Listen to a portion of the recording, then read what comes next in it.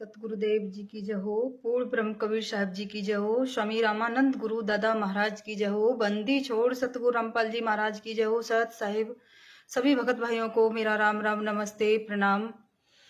हमारे समाज के भाई बहन उनसे यही प्रार्थना करते हैं कि संत रामपाल जी महाराज के नाम से जीने की राह, अंधश्रद्धा भक्ति खतराए जान, ज्ञान गंगा पुस्तक, ये सारी पुस्तकें फर्जी हैं।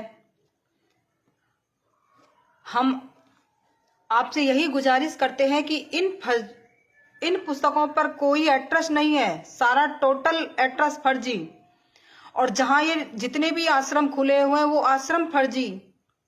नाम दीक्षा फार्म, ये नाम जिस पर नाम दीक्षा देते हैं वो भी फर्जी। संत रामपाल जी महाराज के शिष्य भी फर्जी,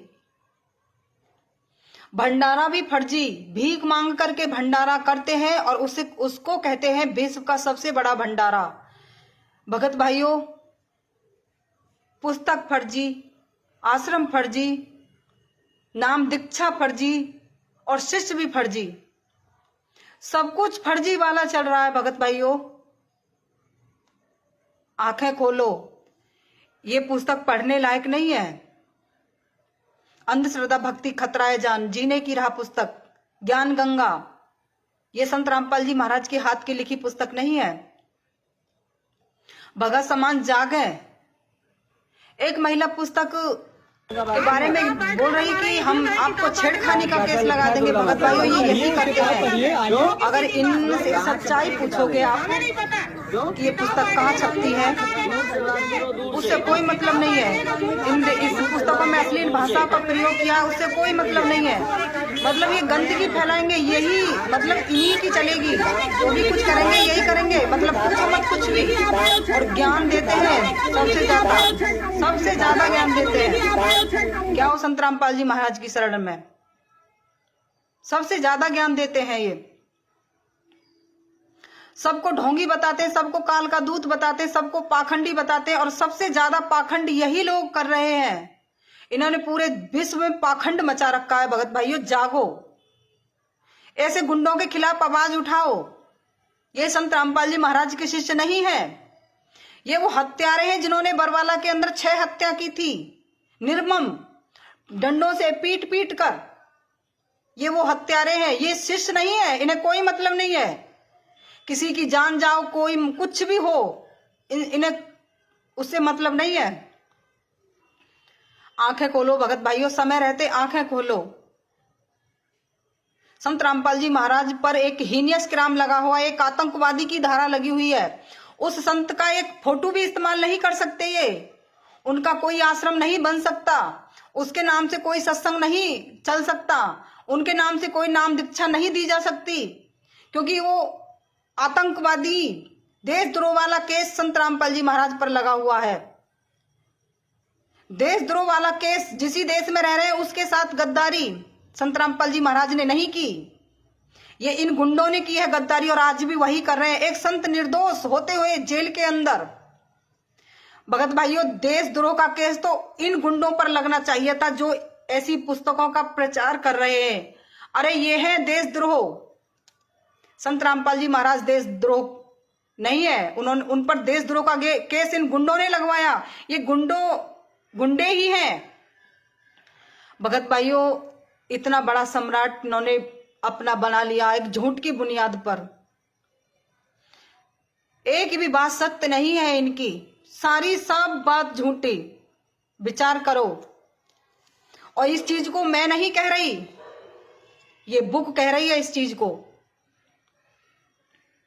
इन्हीं गुंडों ने 6 हत्या की, ये जजमेंट की फाइल बता रही है।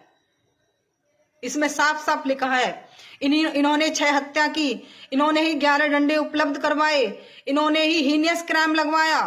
भगत भाइयों, जागो।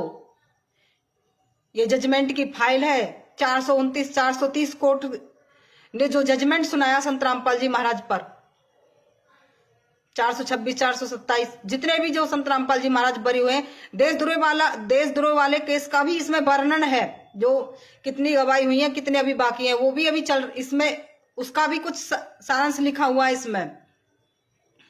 भगत भाइयों, ऐसे गुंडों पर जल्दी से जल्दी कार्रवाई की जाए, क्योंकि बहुत बड़ा आतंक मचा रखा है इन गुंडों ने। भगत भाइयों, सीधे धमकियां देते हैं ये लोग, मर्डर कर देंगे, आपके ऊपर केस लगा देंगे, एक्ट लगा देंगे। भगत भाइयों, बहुत धमकियां देते हैं ये लोग, क्या करें?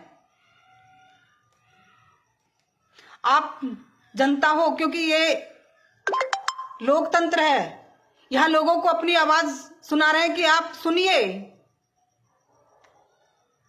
बहुत अनर्थ हो रहा है, आपसे गुहार लगा रहे हैं कि रोकें ऐसे धंधे को।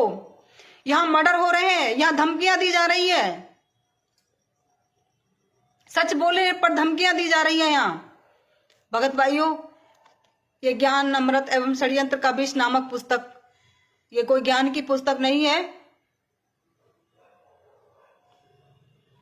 ये जजमेंट की फाइल है। जो संत रामपाल जी महाराज पर केस लगाए गए थे, कोर्ट के द्वारा सुनाया हुआ जजमेंट है। और 428 जो देशद्रोह वाला केस आज भी संत रामपाल जी महाराज पर चल रहा है।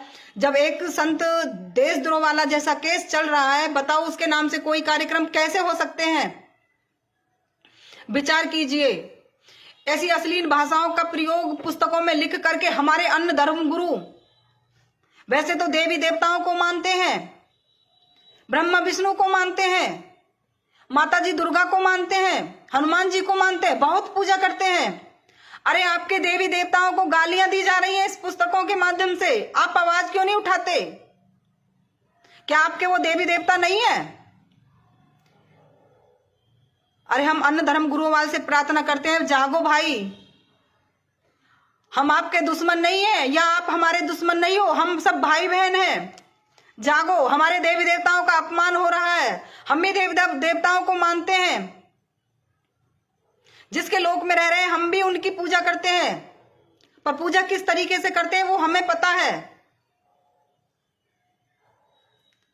हमारे संत रामपाल जी महाराज ने किसी भी देवी देवताओं का अपमान करने के लिए नहीं कहा, सबको सम्मान करने के लिए सबको बोला है। उन्होंने कभी अभद्र भाषा का प्रयोग नहीं किया। इन गुंडों ने तो हद पार कर दी।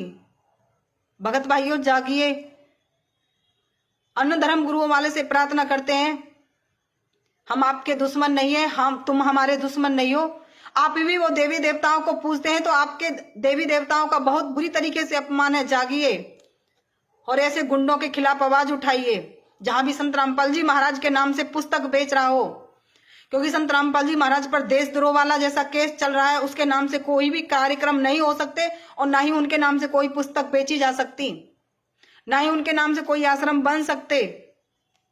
जागिए, हमारी सरकार तो अंधी है, सब कुछ दिखाई दे रहा है फिर भी नहीं जाग रही।